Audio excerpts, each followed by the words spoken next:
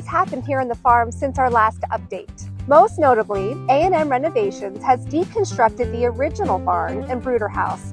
These will be carefully reconstructed and repurposed as the farm's future public restroom while preserving their historic character. The loafing shed is also undergoing rehabilitation and will return to the site. Additional updates include new concrete flooring in the barn basement, structural repairs, construction of an indoor elevator shaft, and ongoing roof work. The makerspace is really taking shape as well. Storefront doors and windows are installed, and interior features like restrooms, storage, and a drinking fountain are nearing completion. The town recently selected Co-Create, a local nonprofit partner who will operate the space. Site improvements include parking lot paving and lighting, trail installation and fencing, as well as construction of a new trash enclosure. Ongoing work includes EV charging installation, irrigation, and upcoming seeding and landscaping.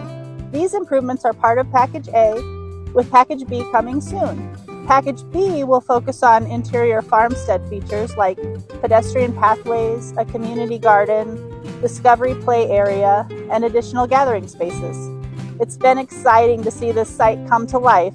The makerspace is nearing completion, with an opening date to be determined based on the operating partner. Construction will continue through 2026 with partial openings of the parking lot and trail later this summer. However, the full site opening is anticipated in summer of 2027. With dry conditions continuing in Colorado, it's important to make sure your trees are getting the care they need, especially newly planted ones. Freshly planted trees are going to need a bit more care during their establishment period and a lot more attention during these low water times.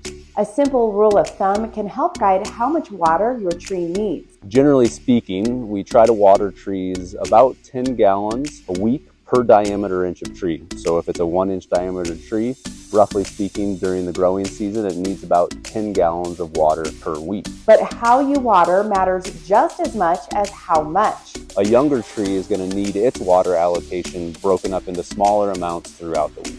One easy method, a slow drip bucket system. What we've done is drilled a few small holes in the bottom of the bucket. We leave a 5-gallon bucket near each newly planted tree. We'll come fill that every couple of days, and we'll know that this tree is getting 15 gallons a week, slowly as it drips out of the bucket. Timing also plays a role in making every drop count. It's always best to water either early in the morning or later in the evening when we're not in the full sun time of day. You'll have more evaporation occurring during that period of time, and you'll lose a little bit of your watering efficiency. So I prefer to water first thing in the morning. And remember, not every tree needs the same care. It's important to think about each tree in its own microsite, its own species. When in doubt, check your soil. Taking care of your trees now helps them stay strong all season long. Earlier this year, Erie native Jaccob Slavin helped Team USA secure a major win on the international stage. We asked Jaccob to share a few memories from the experience and reflect on the community that helped shape his journey. Hey everybody, Jaccob Slavin here from the Carolina Hurricanes, hometown, Erie, Colorado. I just wanted to send a video just saying thank you. I heard all the support that was happening back in Erie. All you guys cheering me on, so really just wanted to say thank you, appreciate you all. Love being from Erie, miss it there, but again, just thanks for all the support.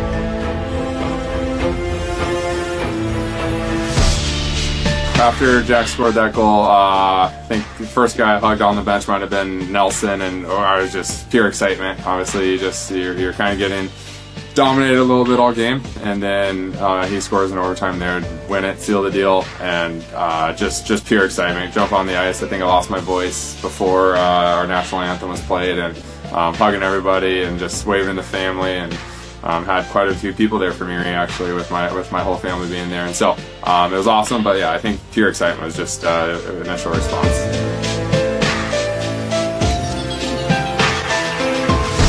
The Olympic Village was fun. I got my own room, which was nice.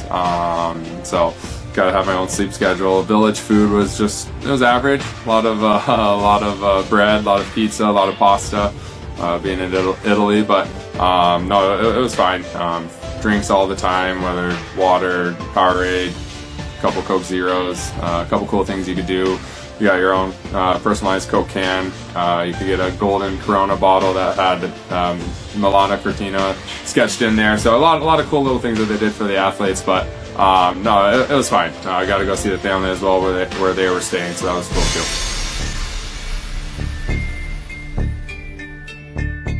I think one of my favorite memories growing up in Erie, a couple come to mind. I think one was trying to speed home for lunch during lunch breaks in high school, and going down Road 5 there probably went a little too fast, and then going down the dirt road to my house probably drifted a little too much, caused a little too much dirt for the neighbors.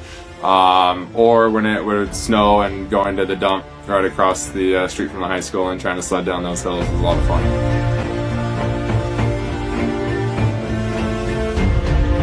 Yeah, I think there's a couple that come to mind. My childhood coach, Tyson Davis, huge role in my life throughout my young career in Colorado, playing for the Houghton Hills Jaguars. And then coach at Colorado College, the one that comes to mind would be RJ Anga. He was our D coach there, and he was just awesome guy. Have a great relationship with him still to this day. Coached me in Chicago for the Steel as well, and then at CC. So there's so many great coaches that I had growing up, and just being from Colorado is just a true honor.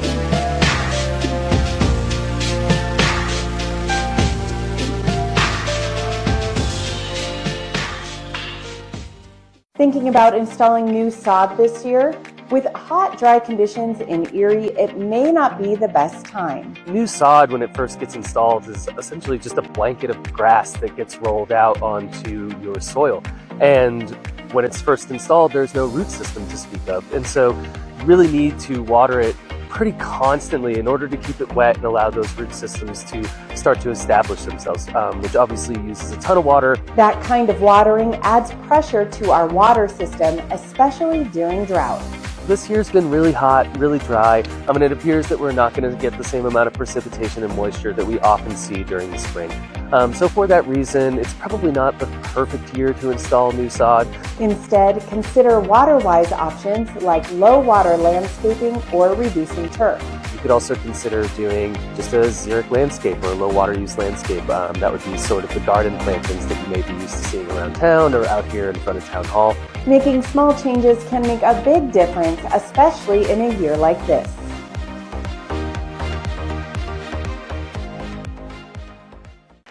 No fixed routes, no schedules to memorize.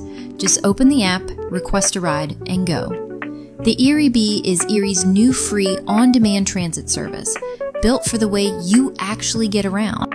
This is a service that everyone from families, from folks who just want to go out on Briggs Street for dinner or hang out in our parks or have rides to and from soccer practice.